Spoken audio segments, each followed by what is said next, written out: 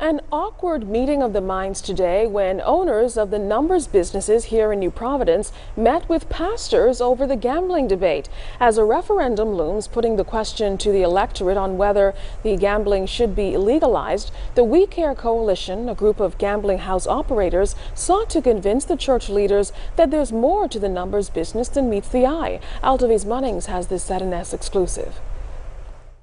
They've never met before, but Tuesday's initial top-level meeting between numbers owners and New Providence-based pastors that lasted for about 90 minutes clarified any misconceptions or concerns about the numbers business and the proposed referendum on gambling. The We Care Coalition listened attentively and respectfully to the concerns of the religious leaders.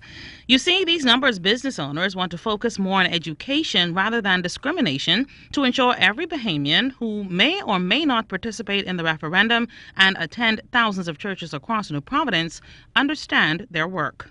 The pastors, they did express that they will not go out there and tell people to vote yes, but a lot of them said that they will not go there and tell people to vote no. They will also, they themselves will vote no for very obvious reasons, but they said they're not hypocritical, and they said that they know that the gambling does exist and it does go on amongst their members as well. As you know, we would probably make a lot more money if it wasn't legal, but I'm willing to give up the majority of it if need be for the greater good, because what's good is the money we make if we walk on the street and we're dead tomorrow. Comparing the impact of numbers on the country to Junkanoo, the We Care Coalition, chaired by Sebas Bastian, fully supports the government's pending referendum. The group collectively employs 3,000 Bahamians, and an approved numbers business would lift the high level of uncertainty that clouds it. The customers will basically feel much better because they're not locked up when they patronize these various businesses. And the employees, they're not discriminated when they go to banks for loans and different things. They no longer have to lie about where they work, and it's just gonna put closure to a lot of issues that it stems down from not just buying the number, but all the way down from the people that we rent from. Now, the coalition's ultimate objective is to help with the social ills facing the country, particularly crime. For many years, they've anonymously contributed to those in need. The group also plans to pitch ideas to the government on regulating the industry. People wake up, just go to bed just to dream about a number sometime, and everything revolves around a number.